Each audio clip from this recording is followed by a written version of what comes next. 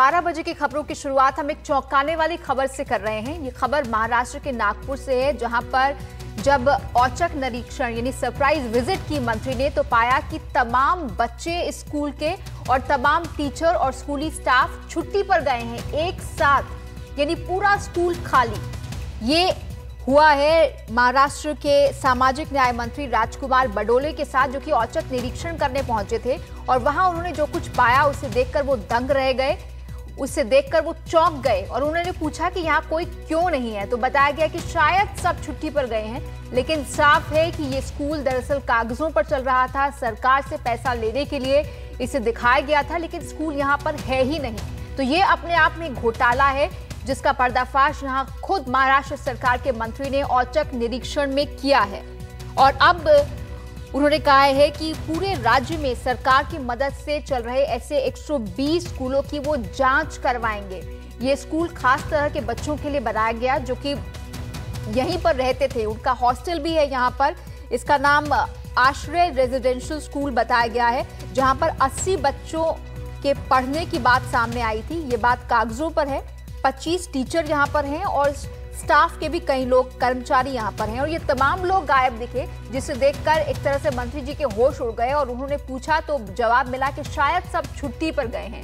यानी एक ऐसा स्कूल जो कि सिर्फ पेपरों पर था, जिसके नाम पर सरकार से पैसा लिया जा रहा था, उसका भंडाफोड़ हुआ है और उसके बाद अब सरकार ने तय किया है कि ऐसे 120 स्कूलों की वो जांच करवाएगी।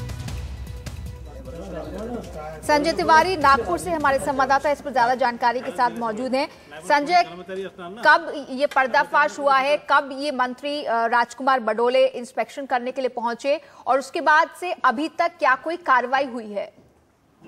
जी रिचा, कल दोपहर की बात है। कल दोपहर को नागपुर आने के बाद राजकुमार बडोले जो सामाजिक न्याय मंत्री हैं, उन्होंने 3 मतिमंदों के लिए जो चलाई जाती है, मानसिक विकलांग छात्रों के लिए जो चलाई जाती है, ऐसे 3 स्कूलों का औचक आकस्मिक निरीक्षण किया। पहली स्कूल में सब कुछ ठीक ठाक था, जिसे मातृ सेवा संघ सामाजिक संस्था चलाती है नागपुर में ही। दूसरी स्कूल में गए, स्वावलंबन स्कूल जो जयताला परिसर में है, वहां पर 50 बच्चों की स्ट्रेंथ थी, लेकिन केवल 12 बच्चे मौजूद थे, मानसिक रूप से विकलांग बच्चे, और कोई सुविधाएं नहीं थी। कोई खाना बन रहा था काफी लेट और सवेरे से बच्चों को कुछ दिया नहीं गया था। लेकिन सबसे चौंकाने वाली बात तब सामने आई जब नागपुर के करीब बूटी बोरी में, ये जो स्कूल की बात कर रहे हैं हम, आश्रय मतिमंद निवासी स्कूल, यहाँ पर जब वो पहुंचे तो स्कूल को ताला लगा हुआ था, बोर्ड लगा हुआ था, लेकिन स्कूल के भीतर कोई फर्नीचर यानी डेस्क बेंच नहीं दिखाई दिए। बच्चों के जो सोने के इंतजाम होते हैं, क्योंकि रेसिडेंशियल स्कूल है, वैसे कोई इंतजाम नहीं थे। बच्चों के जो कागजात और बच्चों की किताबें रखी जाती हैं, बच्चों की बिलोंगिंग्स रखी जाती हैं, वैसे कोई पेटियां वहां पर मौजूद नहीं थी और ना कोई बच्चा मौजूद था। 80 बच्चे बताए जाते हैं कि रोल पर हैं, लेकिन 80 में से कोई बच्चा नहीं था। 25 टीचिंग और सपोर्ट स्टाफ में से कोई नहीं था।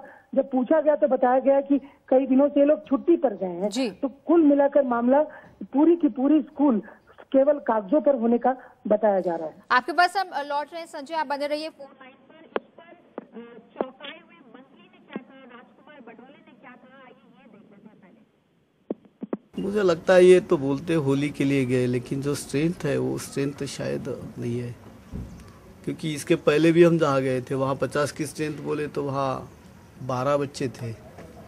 यहाँ तो अभी तो एक भी बच्चा नहीं दिख रहा है, इसलिए अनुमान नहीं लगा सकते कि यहाँ है या नहीं है। तो सारे महाराष्ट्र में मुझे लगता है ऐसी स्थिति है, एक जो बच्चों की हालत तो बहुत अच्छी नहीं है। सभी जगह सुधार करने की बहुत ज़्यादा ज़रूरत है। इसके लिए मॉनिटरिंग, संनियंत्रण, इसके ऊपर देखरेख होना बहुत ज़रूरी है, ऐसा मुझे लगता है।